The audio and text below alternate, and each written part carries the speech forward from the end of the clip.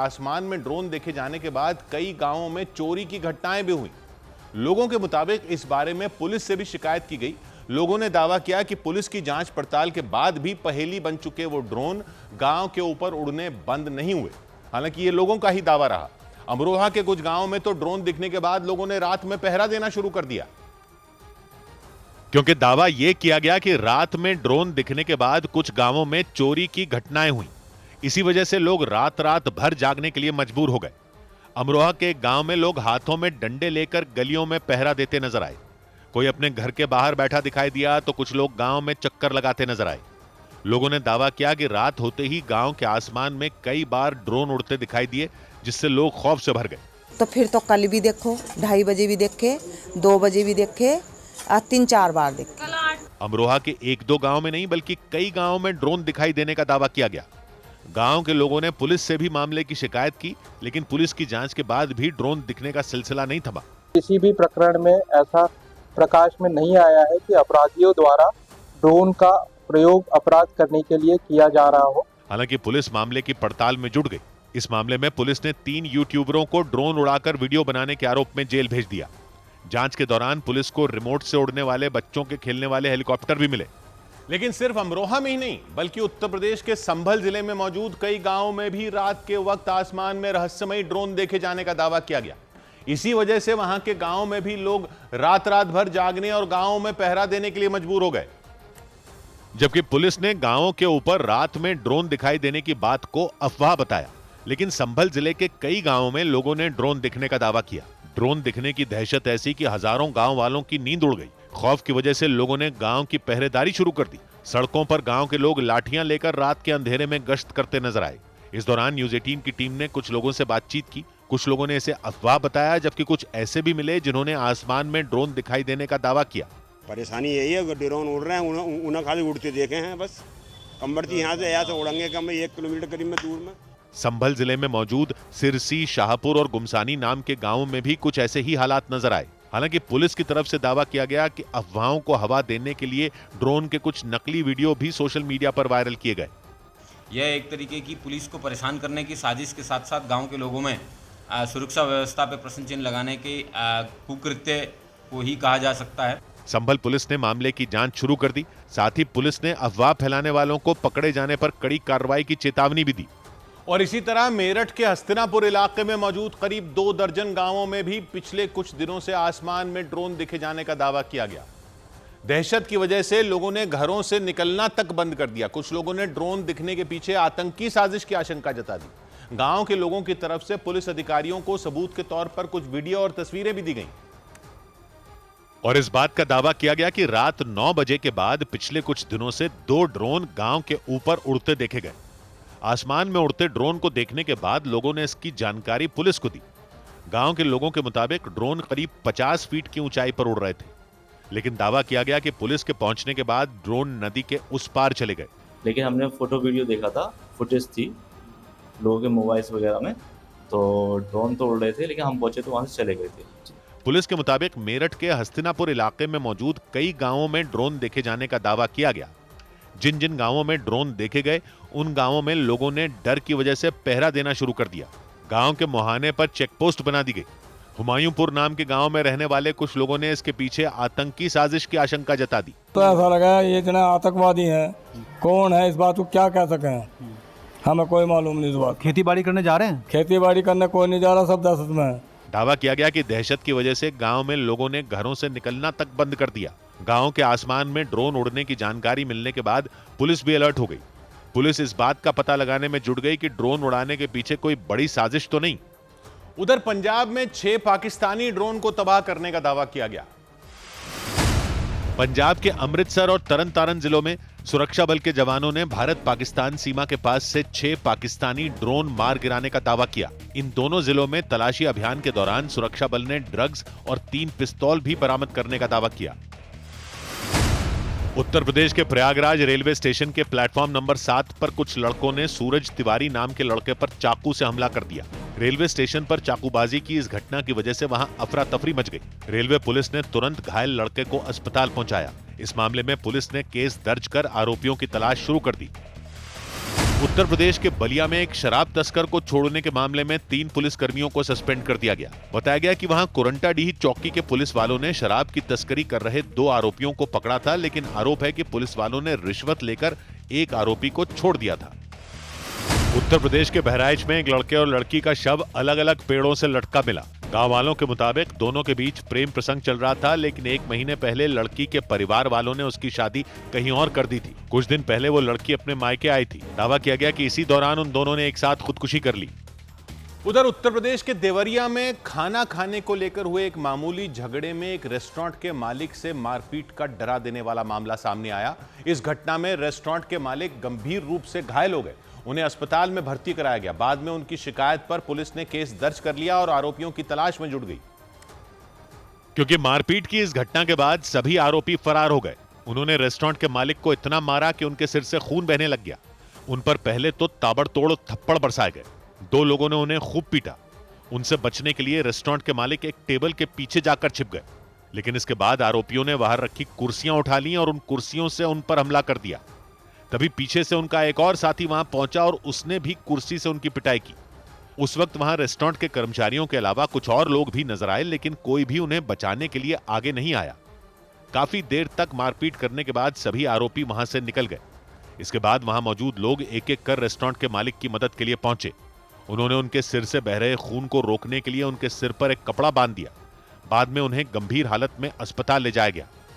इधर उत्तर प्रदेश में अवैध धर्मांतरण के लिए हो रही फंडिंग के तार भगोड़े इस्लामी कट्टरपंथी जाकिर नायक से भी जुड़ गए।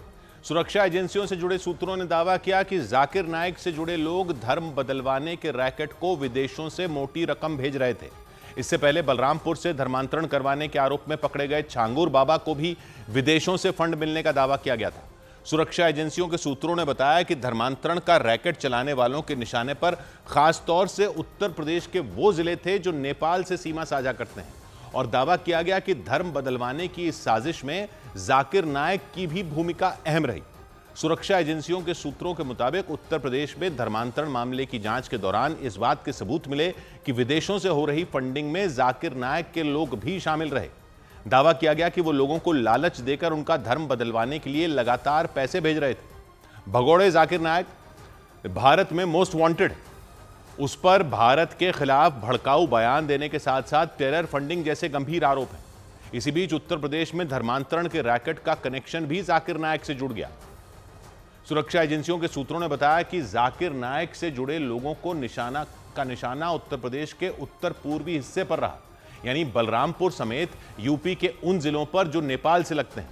इनमें सिद्धार्थनगर, महाराजगंज, पीलीभीत, लखीमपुर खीरी, बहराइच और श्रावस्ती भी शामिल रहे।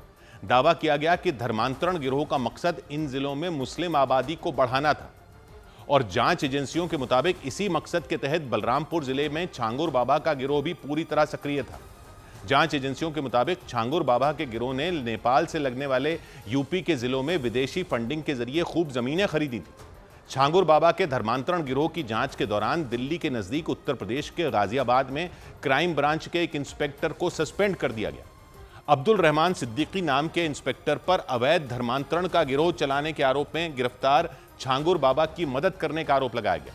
यूपी पुलिस और राष्ट्रपति से कई मेडल हासिल कर चुके इंस्पेक्टर अब्दुल रहमान सिद्दीकी पर आरोप लगा कि उन्होंने छांगुर बाबा के करीबी बदर अख्तर सिद्दीकी की मदद की थी और उसके खिलाफ की गई शिकायतों को या तो दबा दिया था या फिर शिकायत करने वालों को ही डरा धमकाकर चुप करा दिया था। बदर अख्तर सिद्दीकी छांगुर बाबा के अवैध धर्मांतरण गिरोह का एक अहम गुर्गा है। उस पर हिंदू समुदाय की कई लड़कियों को प्रेम जाल में फंसाकर धर्मांतरण करवाने के आरोप लगे थे।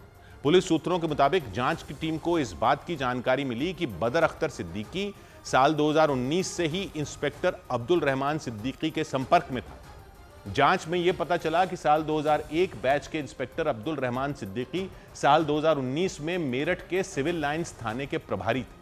उसी वक्त बदर अख्तर सिद्दीकी के खिलाफ सिविल लाइंस थाने में कई शिकायतें आई थीं, लेकिन पुलिस की जांच के मुताबिक एक भी शिकायत पर कार्रवाई नहीं हुई थी।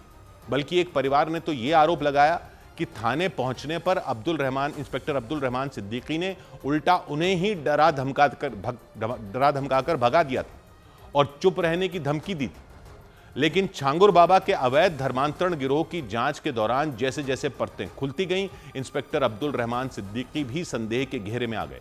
जांच के बाद पुलिस कमिश्नर ने उन्हें सस्पेंड कर दिया। इस सब के बीच अवैध धर्मांतरण का गिरोह चलाने के आरोप में गिरफ्तार छांगुर बाबा पर ईडी का शिकंजा और ज्यादा कस गया। ईडी के मुताबिक बलरामपुर के उतरौला में छांगुर बाबा के ठिकानों पर की गई छापेमारी में कई अहम दस्तावेज मिले। ईडी ने जानकारी दी कि छांगुर बाबा और उनके बेटे महबूब बलरामपुर के उतरौला में बाबा ताजुद्दीन बुटीक नाम से एक दुकान चलाते थे। वहां छापेमारी के लिए जब ईडी की टीम पहुंची तो दुकान पर ताला लगा हुआ था। ईडी की टीम ने दुकान का ताला तोड़वाया और उसमें दाखिल हो गई। ईडी ने बताया कि दुकान के अंदर तलाशी ली गई तो कई अहम सबूत हाथ लगे। ईडी के मुताबिक दुकान के अंदर से धर्मांतरण के आरोप में गिरफ्तार नीतू और नवीन से जुड़े दस्तावेज मिले। सिंधी समुदाय की नीतू ने धर्म बदलकर अपना नाम नसरीन रख लिया था और उनके पति नवीन रोहरा ने अपना नाम जमालुद्दीन रख लिया था। दुकान में छापेमारी के दौरान ईडी ने मध्य अमेरिकी देश पनामा की लोगोस मरीज नाम की कंपनी और नवीन रोहरा के बीच करार के दस्तावेज बरामद किए। ईडी के मुताबिक इस सब के अलावा पैसों के लेन देन से जुड़े कई तरह के अहम दस्तावेज भी छापेमारी के दौरान हाथ लगे।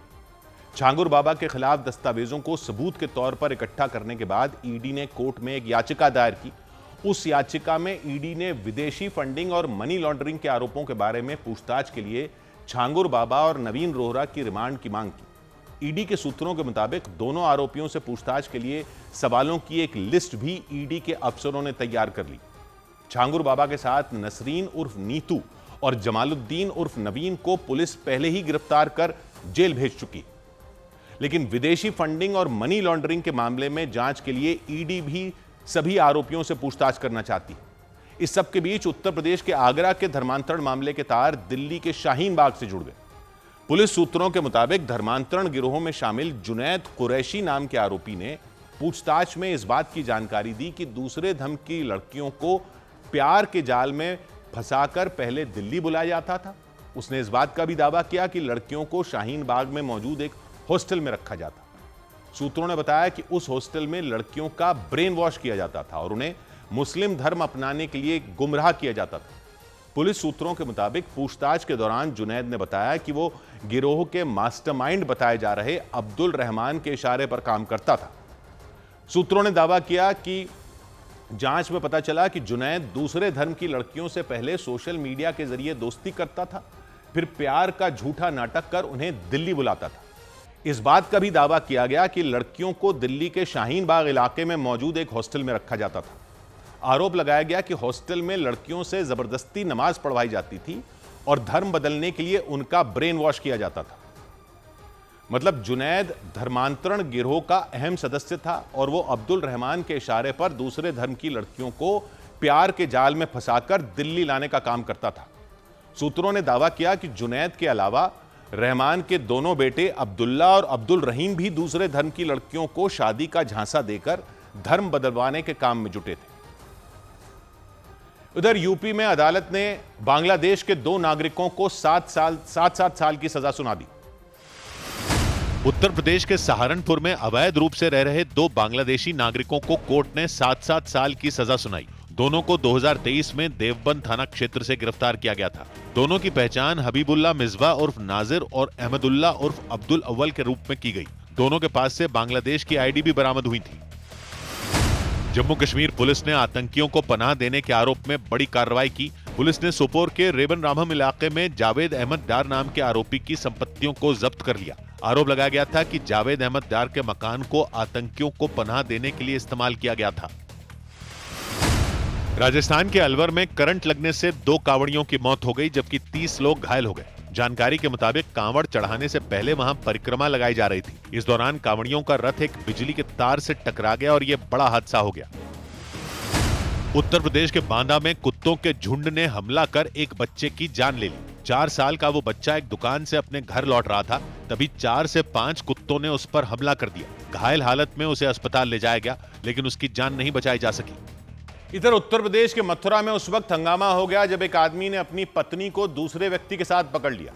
महिला के पति ने आरोप लगाया कि उनकी पत्नी के उस व्यक्ति से अवैध संबंध है। इसके बाद तो भरे बाजार में उन लोगों की लड़ाई शुरू हो गई और उनका झगड़ा इतना बढ़ गया कि हाथापाई तक हो गई।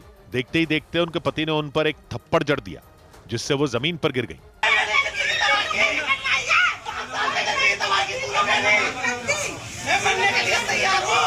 इस बीच उनकी सास भी उनके बाल पकड़कर उन्हें मारती दिखी। सास ने आरोप लगाया कि उस महिला का किसी और व्यक्ति के साथ अवैध संबंध था। जानकारी के मुताबिक उनके पति और सास का गुस्सा तब और भड़क गया जब उन्होंने उस महिला को उनके प्रेमी के साथ रंगे हाथ पकड़ लिया। इसके बाद तो बीच सड़क पर तूफान आ गया। उनके बीच ऐसी मारपीट हुई कि उनके प्रेमी बताए जा रहे व्यक्ति की शर्ट तक फट गई। वो घबराकर किसी को कॉल करते दिखे। इस बीच महिला और उनके पति काफी देर तक हंगामा करते रहे।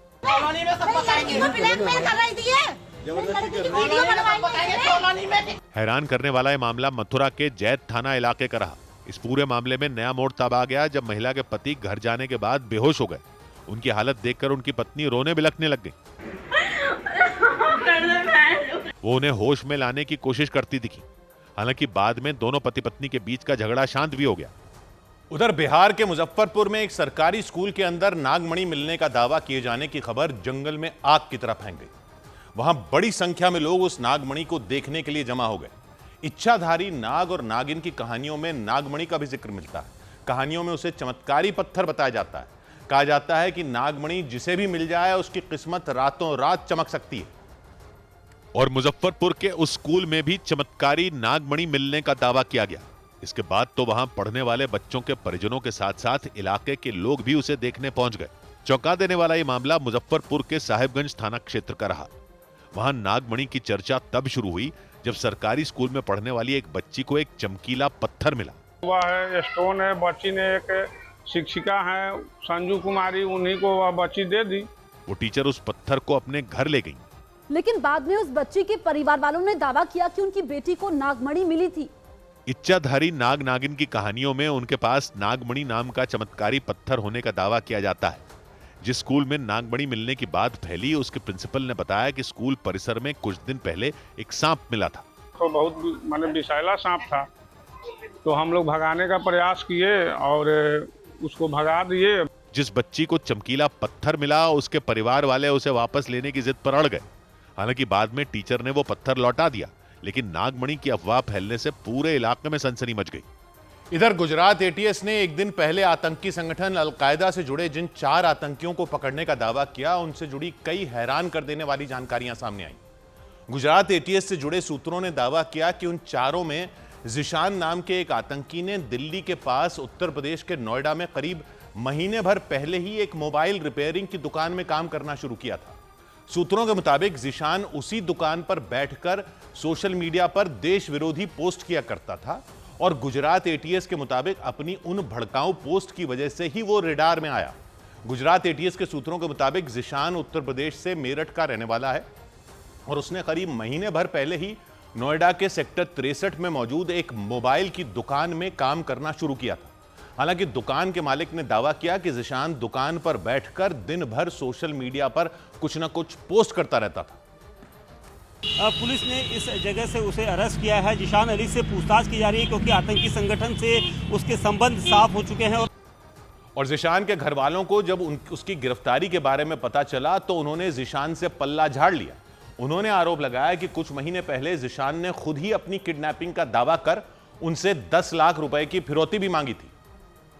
मोबाइल पर कुछ खेले है, जब शाम से पैसे मांगे है जबरदस्ती, हमारे बुरा भला हुआ था, हमने उसको निकाल दिया। और जिशान के पिता के मुताबिक वो कानूनी तौर पर जिशान को अपने घर से बेदखल कर चुके हैं। इसकी अनुमति उन्होंने कलेक्टर से ली थी, जिसके दस्तावेज भी उन्होंने दिखाए। और जिशान समेत बाकी तीनों आतंकियों की गिरफ्तारी के बाद गुजरात एटीएस ने उनके मोबाइल फोन खंगालने शुरू कर दिए।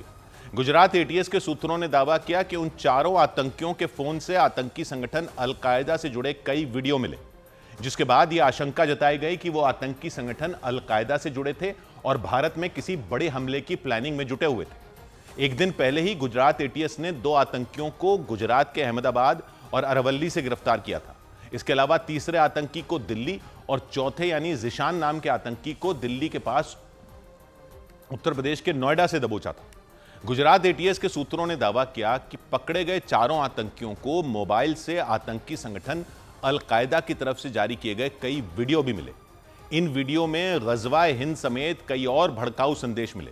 गुजरात एटीएस के सूत्रों ने दावा किया कि ये चारों आतंकी ऑपरेशन सिंदूर के वक्त भी बेहद सक्रिय थे। दावा किया गया कि इन्हें भारत में ऑपरेशन सिंदूर के खिलाफ माहौल बनाने का जिम्मा सौंपा गया था। सूत्रों के मुताबिक इन चारों को पहलगाम हमले के बाद पाकिस्तान की तरफ से चलाए जा रहे सैन्य ऑपरेशन के समर्थन में सोशल मीडिया पर पोस्ट करने की जिम्मेदारी दी गई थी। इसके अलावा उन्हें युवाओं को बरगलाने और भारत के खिलाफ भड़काने का काम भी दिया गया था। सूत्रों ने दावा किया इन चारों आतंकियों को पाकिस्तान की सेना और वहां की खुफिया एजेंसी ISI से निर्देश मिल रहे थे। आशंका तो यह भी जताई गई कि गुजरात एटीएस की पकड़ में आए ये चारों आतंकी ऑपरेशन सिंदूर से जुड़ी जानकारियां भी पाकिस्तानी खुफिया एजेंसियों तक पहुंचा रहे थे। उधर साल 2006 में हुए मुंबई ट्रेन ब्लास्ट मामले में बॉम्बे हाई कोर्ट के फैसले पर रोक लग गई। सुप्रीम कोर्ट ने 2006 में हुए मुंबई सीरियल ट्रेन ब्लास्ट मामले में बॉम्बे हाईकोर्ट के फैसले पर रोक लगा दी। बॉम्बे हाईकोर्ट ने 21 जुलाई को सभी 12 आरोपियों को बरी कर दिया था। हालांकि बॉम्बे हाईकोर्ट के आदेश पर रोक से पहले आरोपियों की जेल से रिहाई पर कोई असर नहीं पड़ेगा, मतलब वो दोबारा जेल नहीं भेजे जाएंगे। पश्चिम एशिया के देश ओमान की राजधानी मस्कट से मुंबई आ रहे एक विमान में एक महिला ने एक बच्चे को जन्म दिया। एयर इंडिया एक्सप्रेस के उस विमान में मौजूद एक नर्स और चालक दल के सदस्यों ने डिलीवरी कराने में उनकी मदद की। थाईलैंड की रहने वाली उस महिला को डिलीवरी के बाद मुंबई के एक अस्पताल में भर्ती कराया गया। यूपी के मथुरा में पुलिस ने मुठभेड़ के बाद 4 बदमाशों को गिरफ्तार करने का दावा किया। पुलिस के मुताबिक गोली लगने से पिंटू और भोला नाम के बदमाश घायल हो गए, जिन्हें अस्पताल में इलाज के लिए भर्ती कराया गया। पुलिस ने बदमाशों के पास से 9 लाख रुपए, पिस्तौल और 75 किलो बिजली के तार बरामद करने का दावा किया। उत्तर प्रदेश के कुशीनगर में पुलिस ने मुठभेड़ के दौरान गायों की तस्करी करने के आरोप में एक व्यक्ति को गिरफ्तार करने का दावा किया। वहां कसिया थाने की पुलिस ने बताया कि आरोपी ट्रक में लादकर 6 गायों को ले जा रहा था। पुलिस की गोली लगने से मकसूद नाम का वो आरोपी घायल हो गया। इधर उत्तर प्रदेश के मेरठ से चौंका देने वाला एक मामला सामने आया। वहां मुस्लिम समुदाय के एक लड़के पर आरोप लगा कि वो पहचान छिपाकर एक शिव मंदिर में पुजारी बनकर रह रहा था। मामला मेरठ के दौराला थाना क्षेत्र के दादरी नाम के गांव का रहा। गांव के लोगों के मुताबिक आरोपी ने अपना नाम कृष्ण कुमार बताया था। वो करीब 1 साल से न सिर्फ पहचान छिपाकर मंदिर में रह रहा था, बल्कि हाथ की रेखाएं देखकर लोगों के भविष्य तक बताता था। लेकिन कुछ दिन पहले मंदिर के दान पात्र को लेकर हुए विवाद के दौरान लोगों को फर्जी पुजारी कृष्ण कुमार पर शक हुआ। उन्होंने उससे सख्ती से पूछताछ की तो जो सच्चाई सामने आई उससे सभी सन्न रह गए, क्योंकि जिस कृष्ण कुमार को पूरा गांव बीते 1 साल से मंदिर का पुजारी मान रहा था, वो बिहार का रहने वाला मोहम्मद कासिम निकला। नकली पुजारी की खबर पूरे गांव में जंगल की आग की तरह फैल गई। गांव के लोगों ने मोहम्मद कासिम उर्फ कृष्ण कुमार को पुलिस के हवाले कर दिया। वहां पुलिस वालों ने जब पूछताछ की तो मोहम्मद कासिम ने पूरी कहानी बता दी। बस अपना धार्मिक पसंद नहीं आया, इसलिए धार्मिक बना दिया। दौराला थाने में बैठे मोहम्मद कासिम उर्फ कृष्ण कुमार ने कई मंत्र भी सुनाए, जिन्हें सुनकर लोग चौंक गए।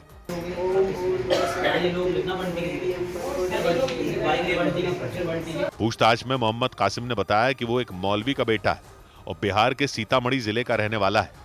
1 साल पहले वो दौराला इलाके के दादरी गांव में पहुंचा था। वहां मंदिर में उसने साफ सफाई की और वहीं रहने लगा था। गांव के लोगों ने भी मंदिर में पूजा पाठ के लिए एक पुजारी के तौर पर उसे रहने की इजाजत दे दी थी। लेकिन सच्चाई सामने आने के बाद गांव के लोगों ने उसके खिलाफ थाने में मामला दर्ज करवा दिया। उधर उत्तर प्रदेश की राजधानी लखनऊ में हिंदूवादी संगठनों से जुड़े कुछ लोगों ने राज्य के पूर्व मंत्री स्वामी प्रसाद मौर्य के घर के बाहर हंगामा कर दिया। विश्व हिंदू रक्षा परिषद नाम के संगठन के लोग गंगा जल लेकर वहां पहुंचे थे। हंगामा करने वाले लोग स्वामी प्रसाद मौर्य के कांवड़ियों पर दिए गए विवादास्पद बयान पर भड़के हुए थे। स्वामी प्रसाद मौर्य ने तोड़फोड़ करने वाले और उपद्रव करने वाले कांवड़ियों की तुलना गुंडों से की थी। और स्वामी प्रसाद मौर्य की इसी बात पर भड़के विश्व हिंदू रक्षा परिषद के कुछ लोग लखनऊ में उनके घर के बाहर पहुंच गए। उन्होंने स्वामी प्रसाद मौर्य के घर को गंगा जल से शुद्ध करने की मांग की। हाथों में पोस्टर लेकर पहुंचे लोगों ने वहां नारेबाजी भी की।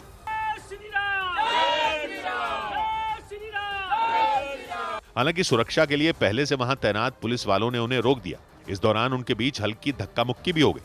जय श्री राम! जय श्री राम!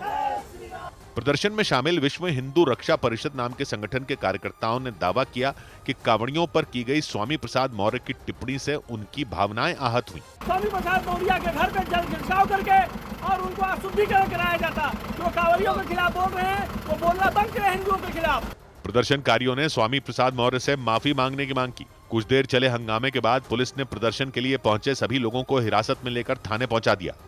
उधर बिहार के समस्तीपुर में एक निजी क्लिनिक में एक बच्चे की मौत के बाद उसके परिजनों ने वहां हंगामा कर दिया। उन लोगों ने आरोप लगाया कि डॉक्टर की लापरवाही की वजह से उनके बच्चे की जान चली गई।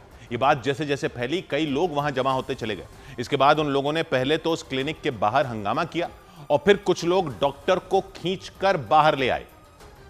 और जैसे ही डॉक्टर को बाहर लाया गया, भीड़ उन पर टूट पड़ी।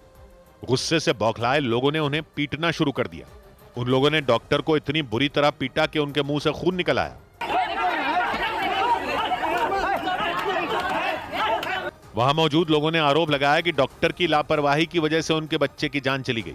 उनके मुताबिक वो इलाज के लिए अपने बच्चे को उस क्लिनिक में लाए थे। बच्चे की जान जाने की खबर सुनते ही वहां मौजूद महिलाएं खुद को संभाल नहीं पाईं और उन्होंने रोना शुरू कर दिया।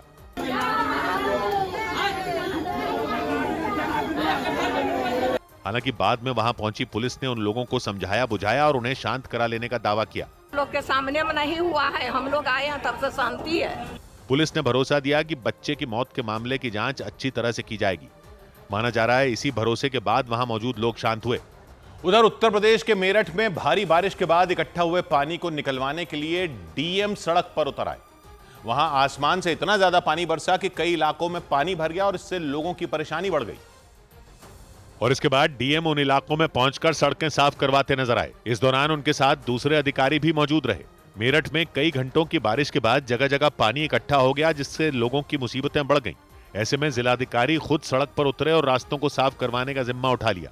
वो दूसरे अधिकारियों के साथ घुटनों तक भरे पानी में चलते दिखाई दिए।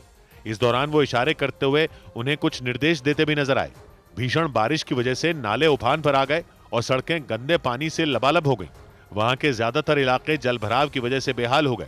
इससे सबसे ज्यादा मुसीबत श्रद्धालुओं को उठानी पड़ी थी। कई इलाकों में मंदिरों के आसपास पानी भर गया था। उसके बाद जिलाधिकारी निरीक्षण करने निकल पड़े। इधर गाजियाबाद में पकड़े गए फर्जी दूतावास के मामले में चौंकाने वाली जानकारियां सामने आई। सूत्रों के मुताबिक जांच के दौरान विदेशों में खुली हर्षवर्धन की फर्जी कंपनियों से जुड़ी अहम जानकारियां मिली। पता चला कि उन्हें तांत्रिक चंद्रा स्वामी की मदद से हर्षवर्धन ने लंदन और दुनिया के दूसरे शहरों में कई फर्जी कंपनियां बनाई थी। एक रोज पहले हर्षवर्धन जैन को एसटीएफ ने दिल्ली के नजदीक उत्तर प्रदेश के गाजियाबाद से गिरफ्तार किया था। उन पर आरोप लगाया गया कि वो कविनगर इलाके में पिछले कई महीनों से अवैध तरीके से दूतावास चला रहे थे और उससे पहले उस जगह से पहले कई साल से दूतावास चला रहे थे। एसटीएफ के अधिकारियों के मुताबिक हर्षवर्धन ने लोगों को यह बता रखा था कि वो दुनिया के 4 छोटे देशों के कौंसल यानी प्रतिनिधि हैं। मतलब उन देशों ने हर्षवर्धन को भारत में अपना प्रतिनिधि बना रखा है। लेकिन जब यूपी एसटीएफ ने जांच की तो सारी कहानी ही पलट गई। मतलब जांच में पता चला कि हर्षवर्धन किसी भी देश के कौंसल यानी प्रतिनिधि नहीं थे, बल्कि वो फर्जी दूतावास चला रहे थे। आरोप लगाया गया कि वो अवैध दूतावास की आड़ में लोगों को विदेशों में नौकरी दिलाने के नाम पर पैसे ऐंठने का काम करते थे।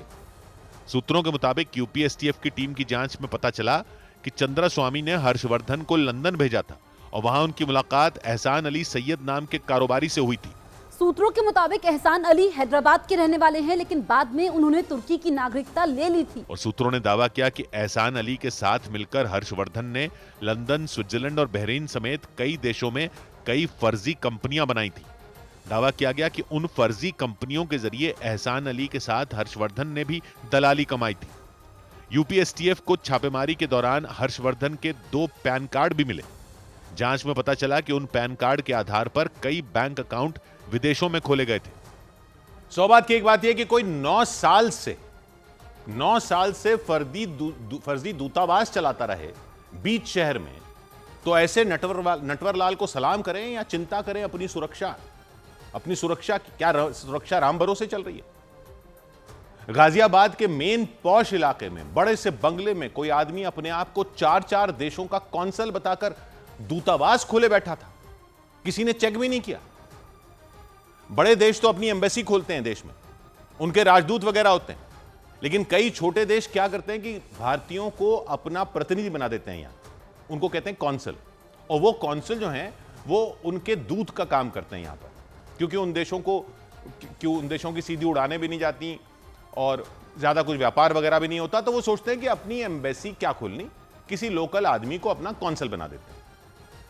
लेकिन वो देश तो होते हैं, वाकई होते हैं।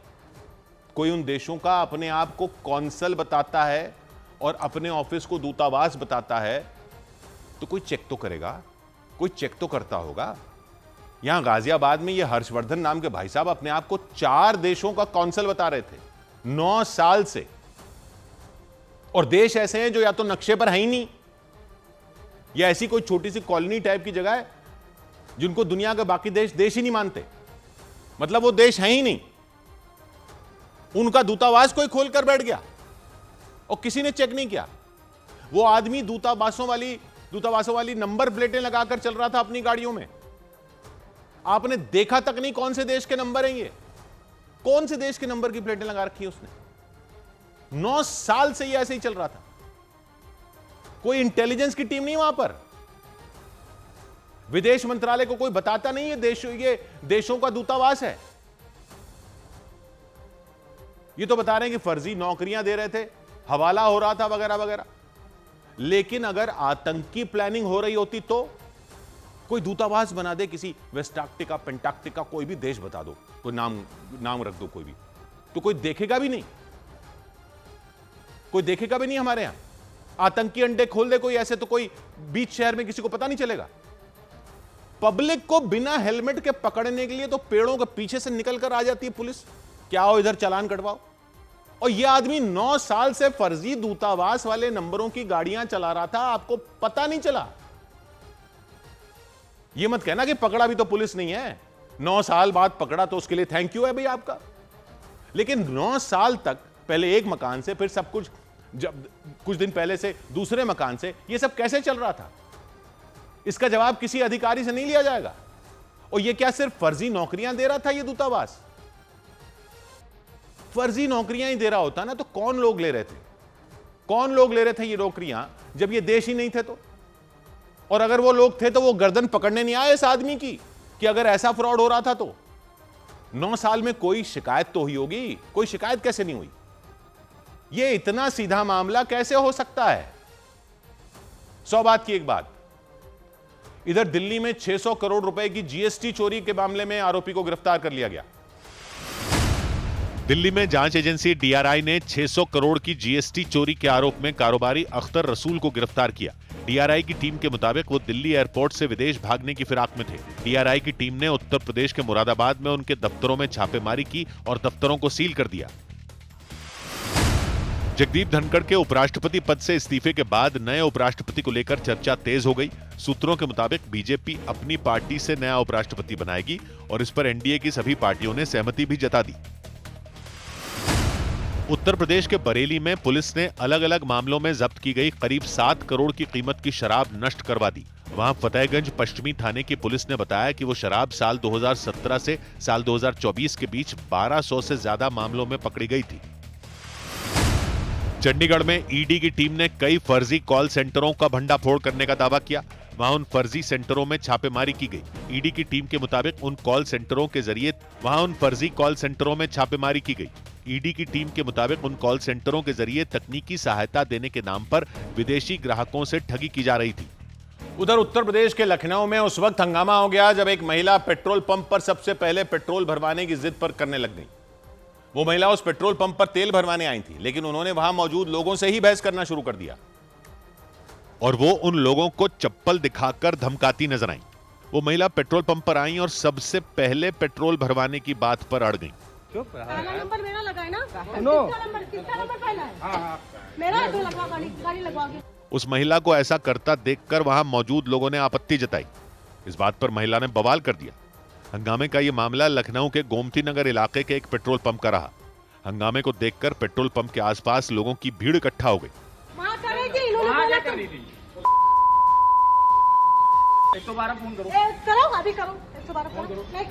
इस दौरान वो महिला लगातार गाली गलौज करती नजर आई।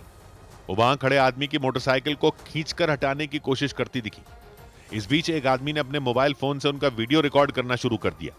इस पर वो गुस्से से आग बबूला हो गई और उनके हाथ से मोबाइल फोन छीनने लग गई। हालांकि बाद में पुलिस के आने पर मामला शांत हुआ।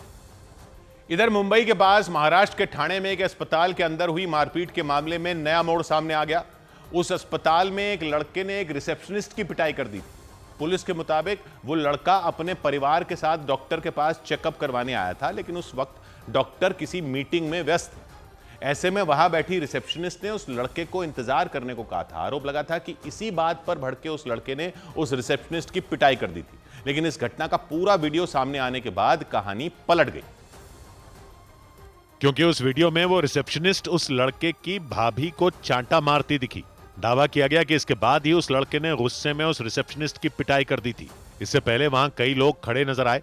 वो डॉक्टर से चेकअप करवाने का इंतजार कर रहे थे। वो लड़का भी अपनी मां और भाई और भाभी के साथ वहां खड़ा नजर आया। जानकारी के मुताबिक उस वक्त डॉक्टर एक मीटिंग में थे। ऐसे में रिसेप्शनिस्ट ने सभी मरीजों को इंतजार करने के लिए कह दिया। आरोप लगा कि वो लड़का तुरंत डॉक्टर के पास जाने की जिद पर अड़ गया, जिसकी वजह से उसकी रिसेप्शनिस्ट से बहस हो गई। हालांकि उसकी भाभी ने उसे शांत करवाकर बाहर भेज दिया, लेकिन अगले ही पल वो दोबारा अंदर आया और उस रिसेप्शनिस्ट को मारने के लिए आगे बढ़ा। इस बार उसकी मां ने उसे रोक दिया। इसके बाद वो रिसेप्शनिस्ट गुस्से में अपनी कुर्सी से खड़ी हुई और उस लड़के की भाभी को जोर से थप्पड़ मार दिया। ये देखने के बाद वो लड़का गुस्से में अंदर आया और उसके बाल पकड़कर उसे जमीन पर पटक दिया। उसने उस पर जमकर लात घूंसे बरसा दिए। पुलिस ने इस मामले में कार्रवाई करते हुए लड़के और उसके भाई को गिरफ्तार कर लिया। उधर महाराष्ट्र के ठाणे में एक चलती गाड़ी पर स्टंट करने पर पुलिस ने उस गाड़ी को चला रहे एक लड़के को हिरासत में ले लिया। पुलिस के मुताबिक नवी मुंबई में उस लड़के की एक दोस्त ने उसकी गाड़ी के बोनेट पर चढ़कर स्टंट किया और इसका एक वीडियो रिकॉर्ड कर उन्होंने सोशल मीडिया पर शेयर कर दिया। और उस वीडियो में उस लड़के की उस दोस्त गाड़ी के बोनेट पर डांस करती नजर आई, जबकि इस दौरान वो लड़का सड़क पर गाड़ी चलाता रहा। उसकी दोस्त इंडोनेशिया के रहने वाले 11 साल के बच्चे रायन अरकान डिका की तरह डांस करती दिखाई दी। कुछ समय पहले रायन अरकान डिका का एक वीडियो सोशल मीडिया पर वायरल हो गया था। उस वीडियो में एक चलती नाव पर खड़े होकर डांस करता हुआ नजर आया था। उसका वो वीडियो इंडोनेशिया में जनवरी महीने में पाचू जालोर नाम के एक फेस्टिवल के दौरान रिकॉर्ड किया गया था। यानी उसी के स्टाइल में उस लड़के की दोस्त ने गाड़ी के बोनेट पर खड़े होकर डांस किया और ऐसा करते हुए सोशल मीडिया के लिए वीडियो बनाया। इधर हिमाचल प्रदेश के मंडी में भीषण सड़क हादसा हो गया। हिमाचल प्रदेश के मंडी में एक बस के खाई में गिर जाने से 7 यात्रियों की मौत हो गई। इस घटना में कई यात्री घायल हो गए। उन्हें अस्पताल में भर्ती कराया गया। उनके मुताबिक हादसे के वक्त बस की रफ्तार तेज थी और वो बेकाबू होकर खाई में गिर गई। मध्य प्रदेश के रायसेन में जलस्तर बढ़ने के बाद बारना बांध के 4 गेट खोल दिए गए और एक साथ लाखों लीटर पानी छोड़ दिया गया। वहां कुछ घंटों तक लगातार हुई भारी बारिश की वजह से बारना बांध में उफान आ गया। राहुल गांधी के बारात के घोड़े वाले बयान को अरविंद केजरीवाल ने लपक लिया और गुजरात के मोडासा में एक जनसभा के दौरान कांग्रेस पार्टी पर तंज कस दिया। राहुल गांधी ने कुछ रोज पहले मध्य प्रदेश में अपने कार्यकर्ताओं को संबोधित करते हुए बयान दिया था कि रेस के घोड़े और बारात के घोड़े को अलग करने का वक्त आ गया है। कांग्रेस के सारे शादी के घोड़े और आम आदमी पार्टी वाले सारे लंबी रेस के घोड़े। शेर है शेर। बड़ी खबर आई दक्षिण पूर्वी एशिया के देश थाईलैंड और कंबोडिया में बने जंग जैसे हालात से जुड़ी। सीमा विवाद को लेकर भिड़ी दोनों देशों की सेनाओं ने एक दूसरे पर भीषण हमले कर दिए। कंबोडिया ने ड्रोन और रॉकेटों की बारिश की तो थाईलैंड ने अपने ताकतवर F-16 लड़ाकू विमानों को लड़ाई के मैदान में उतार दिया। खबर है कि कंबोडिया की बारूदी बारिश से थाईलैंड में 12 लोगों की जान चली गई और बड़े पैमाने पर लोग घायल हो गए। इसके जवाब में थाईलैंड ने भी जबरदस्त एयर स्ट्राइक कर दी। उसने कंबोडिया के सैन्य ठिकानों को निशाना बनाकर वहां भयंकर तबाही मचाने का दावा किया। यानी पश्चिम एशिया में इजरायल और हमास में चल रही जंग के बीच दक्षिण पूर्वी एशिया पर भी युद्ध के बादल मंडराने लग गए। थाईलैंड और कंबोडिया एक दूसरे के पड़ोसी हैं और दोनों के बीच सीमा को लेकर लंबे वक्त से विवाद चल रहा है।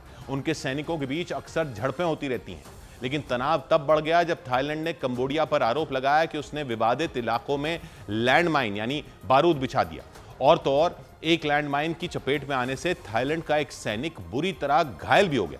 इसी के बाद दोनों देशों की सेनाएं आमने सामने आ गईं और उन्होंने एक दूसरे की धरती पर हमले शुरू कर दिए। कंबोडिया की फौज ने तो रॉकेटों की बौछार कर दी।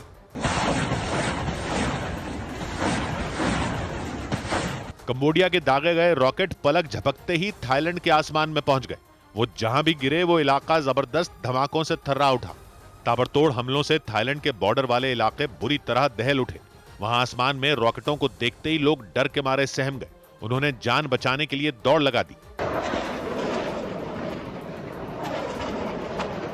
लगातार हो रहे विस्फोट की वजह से लोगों ने सुरक्षित जगहों पर पनाह ले ली। हालांकि कंबोडिया के हमलों से सिर्फ आबादी वाले इलाकों में ही दहशत नहीं फैली, बल्कि वहां की सेना के ठिकानों पर भी खलबली मच गई। एक वीडियो में दिखा कि मिलिट्री हॉस्पिटल के करीब हो रही बमबारी के दौरान थाईलैंड के जवान फर्श पर लेट गए।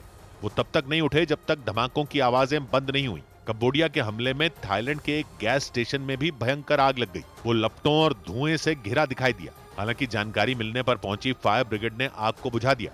लेकिन इस हमले में उस गैस स्टेशन की सूरत बिगड़ गई। कंबोडिया की बमबारी से थाईलैंड में 12 लोगों की जान चली गई और 20 से ज्यादा लोग घायल बताए गए। इतना ही नहीं, वहां मकानों पर रॉकेट गिरने से बड़े पैमाने पर तबाही भी हुई। इसीलिए थाईलैंड ने भी पलटवार करने में देर नहीं लगाई। न्यूज एजेंसी रॉयटर्स के मुताबिक थाईलैंड की वायुसेना ने कंबोडिया पर F-16 लड़ाकू विमान से हमला बोल दिया। अमेरिका में बने F-16 को दुनिया के सबसे खतरनाक लड़ाकू विमानों में गिना जाता है और इसीलिए थाईलैंड ने इस लड़ाई में अपने सबसे शक्तिशाली योद्धा से हमला कर कंबोडिया में दहशत फैला दी। रॉयटर्स के मुताबिक थाईलैंड ने F-16 लड़ाकू विमान से हमले के बाद अपने 6 F-16 सीमा पर तैनात कर दिए ताकि कंबोडिया से कोई भी हमला हो तो उसका मुंह तोड़ जवाब दिया जा सके। थाईलैंड और कंबोडिया के बीच लंबे वक्त से बॉर्डर को लेकर विवाद चल रहा है। दोनों देश 800 किलोमीटर से ज्यादा लंबी सीमा साझा करते हैं, लेकिन थाईलैंड के सीस्के प्रांत के करीब मौजूद प्रिय विहार मंदिर और उसके आसपास के इलाकों को लेकर कई दशकों से विवाद रहा है। दोनों देश उस शिव मंदिर और विवादित इलाके को अपना बताते आए हैं। इसके अलावा सीस्के प्रांत के करीब सुरीन प्रांत में भी एक मंदिर को लेकर इसी तरह का झगड़ा है। थाईलैंड का आरोप है कि वहां विवादित इलाके में कंबोडिया की सेना ने चोरी छिपे बारूद बिछा दिया। दावा किया गया कि उसी बारूद की चपेट में आकर थाईलैंड का सैनिक घायल हो गया। इसके बाद तो थाईलैंड और कंबोडिया की सेनाएं आमने सामने आ गईं। दोनों तरफ से भीषण हमले किए गए और इसकी वजह से पूरे दक्षिण पूर्व एशिया में तनाव बढ़ गया। उधर रूस में यात्रियों को ले जा रहा एक विमान हादसे का शिकार हो गया। उसमें 40 से ज्यादा यात्रियों के साथ चालक दल के 6 सदस्य सवार थे और उनकी इस भीषण हादसे में जान चली गई। रूसी एयरलाइन कंपनी अंगारा एयरलाइंस के उस विमान ने रूस के टिंदा एयरपोर्ट जाने के लिए उड़ान भरी थी, लेकिन वो विमान एयरपोर्ट से करीब 15 किलोमीटर दूर पहाड़ी इलाके में क्रैश हो गया। वहां घने जंगल में पेड़ों के बीच से काला धुआं उठता नजर आया। पेड़ों के बीच वो यात्रियों से भरा विमान गिरा और गिरते ही उसमें आग लग गई। रूस की एयरलाइन कंपनी अंगारा एयरलाइंस के उस विमान ने दक्षिण पूर्वी रूस के खबरोव्स्क से उड़ान भरी थी और वो अमूर प्रांत के तिंदा एयरपोर्ट पर लैंड करने वाला था। बताया गया कि उस विमान ने 2 बार लैंड करने की कोशिश भी की थी, लेकिन उत्तरी चीन की सीमा के नजदीक तिंदा शहर में उसका संपर्क टूट गया। बताया गया कि एयरपोर्ट से 15 किलोमीटर दूर रूस के एयर ट्रैफिक कंट्रोल सिस्टम के रडार से वो गायब हो गया। इसके बाद विमान के क्रैश होने की जानकारी मिली। उसमें 40 से ज्यादा यात्रियों के साथ चालक दल के 6 सदस्य सवार थे और उनकी इस हादसे में मौत हो गई। विमान 50 साल पुराना बताया गया। आशंका जताई गई कि तकनीकी खराबी की वजह से वो हादसे का शिकार हुआ। इधर खबर है कि बीसीसीआई क्रिकेट के एशिया कप को यूएई या अबू धाबी में कराने के लिए तैयार हो गया। खबर है कि बीसीसीआई क्रिकेट के एशिया कप को यूएई या फिर अबू धाबी में कराने के लिए राजी हो गया। बीसीसीआई के सूत्रों के मुताबिक भारत और पाकिस्तान की क्रिकेट टीमें इस प्रतियोगिता में एक ही ग्रुप में हो सकती हैं। एक दिन पहले पैर में चोट लगने के बावजूद भारतीय बल्लेबाज ऋषभ पंत इंग्लैंड के खिलाफ चौथे टेस्ट मैच में बल्लेबाजी के लिए मैदान पर उतरे। बीसीसीआई ने जानकारी दी कि पंत सिर्फ बल्लेबाजी करेंगे और उनकी जगह विकेट कीपिंग ध्रुव जुरेल करेंगे। चौथे टेस्ट मैच के पहले दिन उन्हें पैर में बॉल लग गई थी, जिसके बाद उन्हें एम्बुलेंस से मैदान के बाहर ले जाया गया था। भारतीय शतरंज खिलाड़ी दिव्या देशमुख ने यूरोप के देश जॉर्जिया में चल रहे शतरंज के महिलाओं के विश्व कप के फाइनल में पहुंचकर इतिहास रच दिया। वो शतरंज के विश्व कप के फाइनल में पहुंचने वाली पहली भारतीय महिला खिलाड़ी बन गई। शतरंज विश्व कप का फाइनल मुकाबला 28 जुलाई को होगा। भारतीय बैडमिंटन खिलाड़ी चिराग और स्वास्तिक की जोड़ी ने चीन में जारी बैडमिंटन चैंपियनशिप चाइना ओपन के पुरुषों के डबल्स मुकाबले के प्री क्वार्टर फाइनल में जगह बना ली। उन्होंने इंडोनेशिया के खिलाड़ियों को 21-19, 21-19 से हरा दिया। उधर पटना में वोटर लिस्ट रिवीजन समेत कई मुद्दों पर कांग्रेस के छात्र संगठन एनएसयूआई के प्रदर्शन के दौरान हंगामा हो गया। उसके कार्यकर्ताओं ने विधानसभा का घेराव करने के लिए कांग्रेस के दफ्तर से मार्च निकाला, लेकिन पुलिस ने बीच रास्ते में ही उन्हें रोक दिया। इस पर भड़के प्रदर्शनकारियों ने पुलिस के साथ धक्का मुक्की की। बाद में पुलिस ने कई कार्यकर्ताओं को हिरासत में ले लिया। इससे पहले प्रदर्शनकारियों ने वोटर लिस्ट रिवीजन, बेरोजगारी और कानून व्यवस्था समेत कई मुद्दों पर नीतीश सरकार पर निशाना साधा और विधानसभा का घेराव करने की कोशिश की। लेकिन पुलिस ने एनएसयूआई के कार्यकर्ताओं को बीच रास्ते में ही रोक दिया। उनके रास्ते में बैरिकेड लगा दिए गए ताकि वो आगे न बढ़ सकें। इस पर कार्यकर्ता भड़क गए और उन्होंने बैरिकेड को तोड़कर आगे बढ़ने की कोशिश की। इस दौरान बहुत देर तक पुलिस और प्रदर्शनकारियों के बीच धक्का मुक्की हुई। एनएसयूआई के कार्यकर्ता हर हाल में आगे बढ़ना चाहते थे। कुछ तो बैरिकेड के ऊपर भी चढ़ गए, लेकिन पुलिस ने उन्हें धक्का देकर गिरा दिया। इसके बाद प्रदर्शनकारियों ने नीतीश सरकार के खिलाफ नारे लगाने शुरू कर दिए।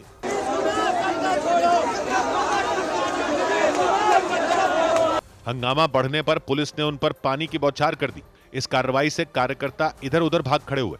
इस अफरा तफरी में कुछ बैरिकेड जमीन पर गिर गए। ये देखकर कई कार्यकर्ताओं को आगे बढ़ने का मौका मिल गया और वो तेजी से दौड़ पड़े, लेकिन पुलिस ने जल्द ही उन्हें पकड़ लिया। इस बीच एनएसयूआई की एक कार्यकर्ता जमीन पर गिर गई। सबको ये लगा वो बेहोश हो गई, लेकिन पुलिस को इस पर यकीन नहीं हुआ।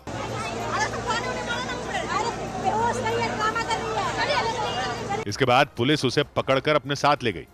लेकिन तब तक एनएसयूआई का प्रदर्शन भारी हंगामे में बदल गया।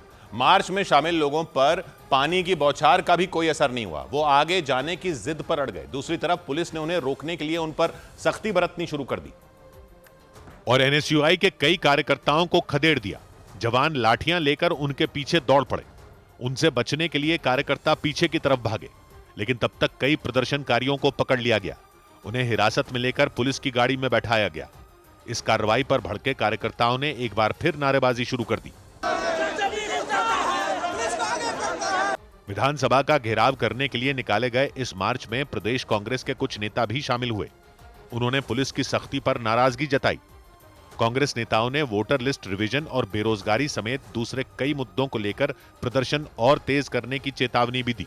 विधानसभा में भी जवाब नहीं दे पा रही है और सड़क के बाहर भी नहीं, तो प्रतिपक्ष के पास, एनएसयूआई यूथ कांग्रेस के पास अब सिवाय मार्च करने के और कोई रास्ता नहीं। इसके बाद हम लोग जेल भरने का काम करेंगे। हालांकि इसके बाद भी हंगामा खत्म नहीं हुआ। एनएसयूआई के कार्यकर्ता जब आगे नहीं बढ़ पाए तो वो जमीन पर बैठ गए। उन्होंने सड़क को जाम कर दिया। पुलिस काफी देर तक उन्हें हटाने में जुटी रही। और इस सबके बीच वोटर लिस्ट रिवीजन के मुद्दे पर आरजेडी नेता तेजस्वी यादव ने चुनाव के बहिष्कार की चेतावनी दे दी। उन्होंने चुनाव आयोग के इस अभियान पर एक बार फिर सवाल उठाए। तेजस्वी यादव ने वोटर लिस्ट रिवीजन के नाम पर फर्जीवाड़े का आरोप लगा दिया और इन आरोपों के साथ तेजस्वी यादव ने धमकी दे दी कि अगर यही स्थिति रही तो उनकी पार्टी चुनाव में नहीं उतरेगी। उन्होंने विधानसभा चुनाव का बहिष्कार करने की चेतावनी दे दी।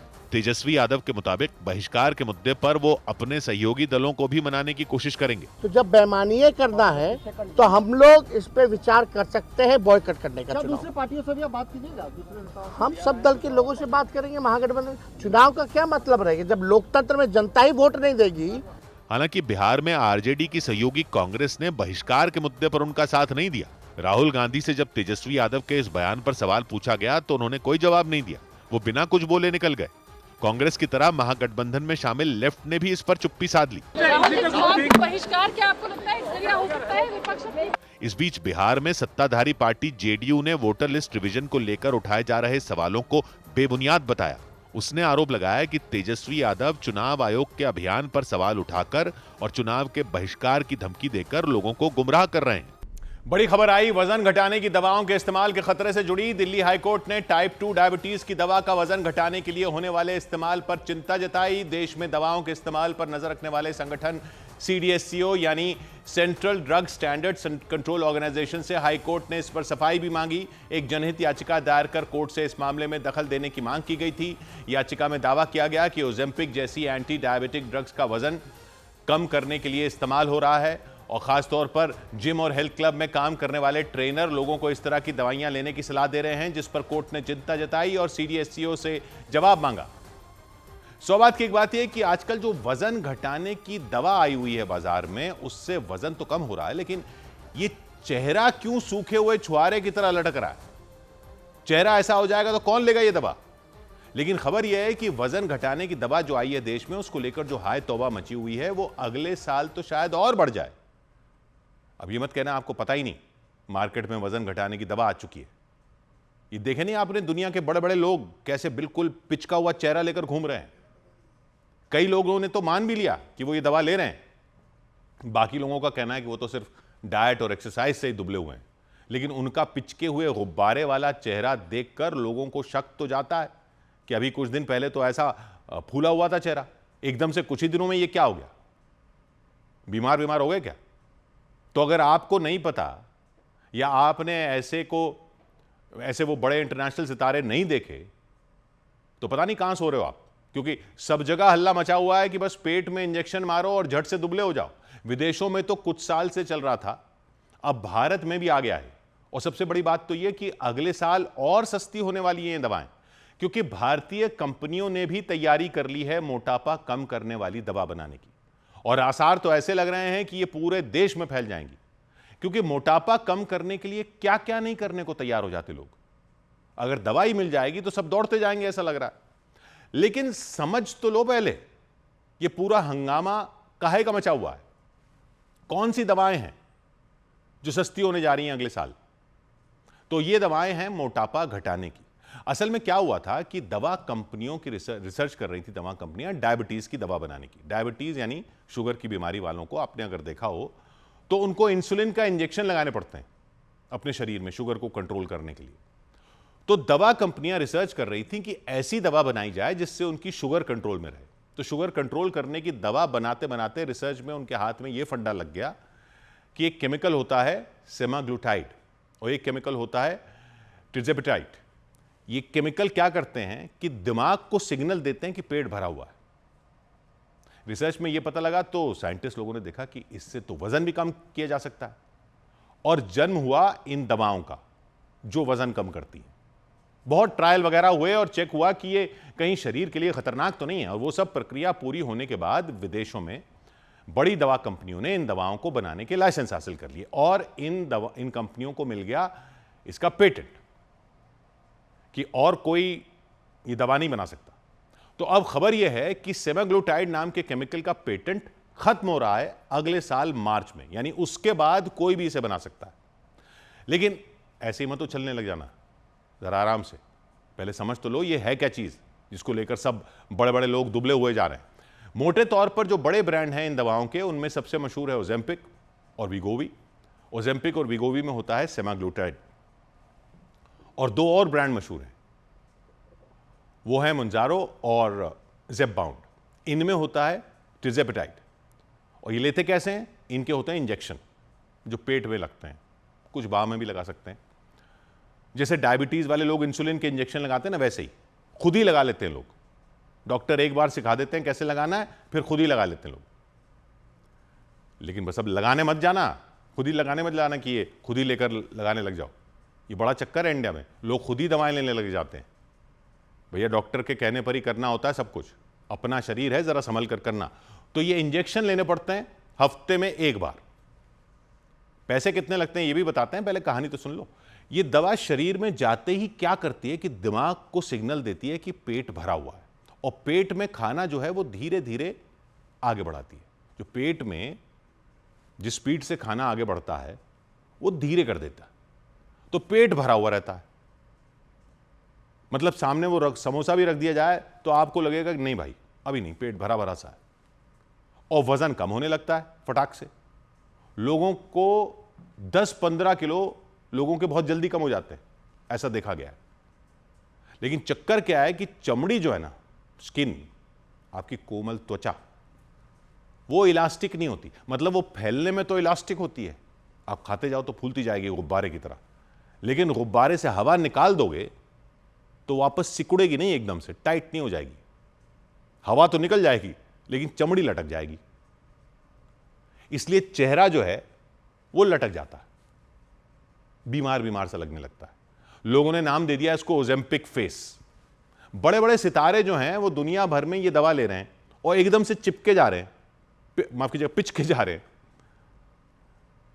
हमारे देश वाले लोग तो मानते ही नहीं, हमारे देश के सितारे वो भी ले रहे हैं, वो मानते नहीं कि वो ये दवा लेकर दुबले हुए हैं। तो आपको इलॉन मस्क का बताते हैं, आपने देखा होगा उनको वो कैसे थे और कैसे हो गए। उन्होंने खुलकर माना कि वो दवा लेकर दुबले हुए हैं, तो उनका नाम हम ले सकते हैं। तो एक तो चेहरा लटक जाता है, वैसे तो शरीर के दूसरे हिस्सों की भी चमड़ी वैसे ही लटक जाती है, लेकिन वो कपड़ों में कवर हो जाती है ना, तो वो दिखती नहीं है। चेहरा दिख जाता है लटका हुआ। बाकी तो साइड इफेक्ट हैं जो आपको डॉक्टर बता देंगे, वो अलग है, तो उनसे पूछ कर ही लेना, खबरदार। अब आ जाइए कि बड़े बड़े सितारे ले रहे हैं तो महंगी होगी दवा, तो हाँ महंगी तो है। अभी आप मान लीजिए कि 15-20 हजार रुपए महीने का खर्चा है मोटे तौर पर, और दुबले होने के बाद अगर बंद कर दी तो फिर से गुब्बारा फूलने का खतरा है, इसलिए लंबे टाइम तक लेनी पड़ सकती है। तो ज्यादातर तो इंजेक्शन वाली ही कामयाब है, खाने वाली भी है, गोली भी है खाने वाली, लेकिन कहते हैं वो ज्यादा असरदार नहीं है अभी। अब खबर यह है कि अगले साल पेटेंट खत्म हो रहा है, तो बहुत सारी भारतीय कंपनियां भी बना रही हैं इन दवाओं को, और अगले साल इनके दाम आधे हो सकते हैं। फिर भी महीने के कोई 10,000 रुपए तो शायद लगते रहेंगे, और बता रहे हैं कि खाने वाली दवा भी ऐसी तैयार होने वाली है जो उतनी ही असरदार होगी जितनी ये इंजेक्शन वाली है। अब बचा सवाल कि चेहरा जो लटक जाता है वो चमड़ी क्या टाइट भी होगी या ऐसी लटकी रहेगी, वो तो वैसे आपको डॉक्टर बताएंगे कि आपके केस में क्या होने वाला है। लेकिन अगर आप जवान हो तो फिर भी चांस है कि स्किन थोड़ी सी टाइट हो जाए, लेकिन अगर उम्र हो गई है, उसके बाद दवा खाकर दुबले हो रहे हो, तो मुश्किल है कि ये टाइट हो, और या बहुत टाइम लगेगा। और जवान लोगों को भी 1-2 साल लग सकते हैं चेहरा थोड़ा सा टाइट करने में, तो उसके उम्र बड़ी हो गई हो तो उसके बाद तो फिर आप सोचिए कितना टाइम लगेगा। चुआरा टाइप का हो जाता है, पिचका हुआ सा चेहरा। बेहतर है डाइट कर लो, एक्सरसाइज कर लो, स्वस्थ ही हो जाओ ना। सिर्फ दुबले होने से हेल्थ थोड़ी आ जाएगी। 100 बात की एक बात। उधर भारत और ब्रिटेन के बीच मुक्त व्यापार समझौते पर मोहर लग गई। भारत और ब्रिटेन के बीच मुक्त व्यापार समझौता हो गया।